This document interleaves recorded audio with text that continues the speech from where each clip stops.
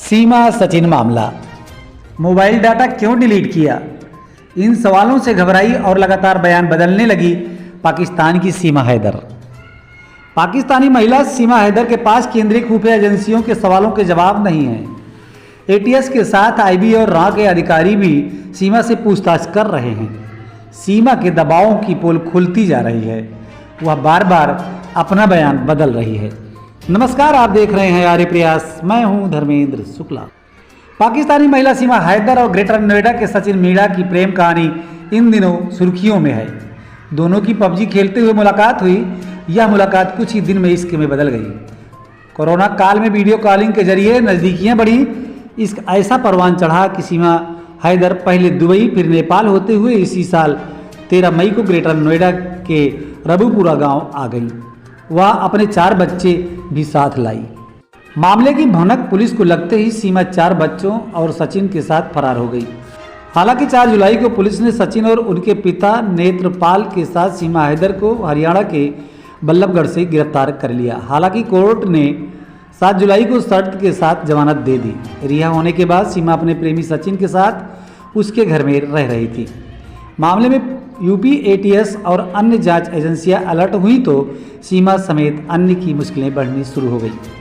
पाकिस्तानी महिला सीमा हैदर उत्तर प्रदेश पुलिस का आतंकवाद निरोधक दस्ता एटीएस और केंद्रीय खुफिया एजेंसियों के सवालों में बुरी तरह फंसती जा रही हैं। एटीएस ने सीमा हैदर, सचिन मीणा और सचिन के पिता नेत्रपाल से सोमवार को 9 घंटे तक पूछताछ की।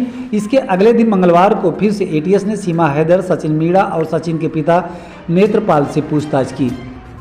पूछताछ में सीमा हैदर ने पाकिस्तान से दुबई जाने और फिर नेपाल के रास्ते भारत में आने को लेकर किए गए दबावों की पोल पूछताछ में खुल रही है। एटीएस की पूछताछ के बाद मंगलवार को सीमा से आईबी और राह के अफसरों ने उनके पाकिस्तानी सेना में तैनात परिजनों के बारे में सवाल पूछे। इस पर घबरा गई और बार बार अपना बयान बदलने लगी। मोबाइल का डाटा भी नष्ट होने के सबूत मिले। पाकिस्तानी महिला सीमा हैदर के नोएडा स्थित रबुपुरा गांव तक पहुंचने में किन लोगों ने मदद की, इसे लेकर सीमा सही जवाब नहीं दे रही है। सीमा हैदर के पास मिले मोबाइल का डाटा भी नष्ट होने के सबूत मिले हैं। इसके बाद उसे रिट्रीव करने की कोशिश की जा रही है। कहीं सीमा हैदर के 2 पासपोर्ट को लेकर भी सवाल उठ रहे हैं। सुनियोजित साजिश के तहत हिंदुस्तान आई सीमा। सीमा के एक पासपोर्ट में उसकी जन्मतिथि के अनुसार उसकी उम्र 21 वर्ष है। इसे देखकर अधिकारी भी हैरान है। आशंका जताई जा रही है कि सीमा हैदर किसी सुनियोजित साजिश के तहत हिंदुस्तान आई है। सूत्रों का कहना है कि सीमा हैदर से पूछताछ के आधार पर नेपाल सीमा पर तैनात सुरक्षा कर्मियों से भी पूछताछ की गई है, जिन्होंने सीमा को बिना वैध दस्तावेजों के भारत में आने दिया। आपको बता दें कि नोएडा पुलिस कमिश्नरेट ने सीमा हैदर की जांच के लिए एटीएस से मदद मांगी थी। एटीएस के वरिष्ठ अधिकारी नोएडा जाकर सीमा हैदर, उसके पति सचिन मीणा और ससुर से बीते 2 दिनों से पूछताछ कर रहे हैं। मंगलवार को सीमा हैदर से पूछताछ की कमान केंद्रीय एजेंसियों ने अपने हाथ में ले ली है। सीमा हैदर से हो रही पूछताछ को लेकर फिलहाल एटीएस के अधिकारियों ने चुप्पी साध ली है। डीजीपी मुख्यालय के वरिष्ठ अधिकारी के मुताबिक इस प्रकरण में सामने आए तथ्यों को जानकारी सीधे गृह मंत्रालय को दी जा रही है।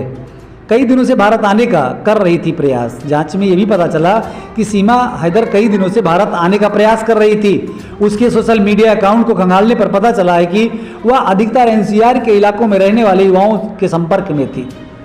वहीं सीमा और सचिन की काठमांडू में हुई पहली बार मुलाकात और बाद में हुई दुबई से नेपाल आकर काठमांडू में रुकने के बारे में आईबी के अधिकारी अपने संपर्कों के जरिए छानबीन कर रहे हैं।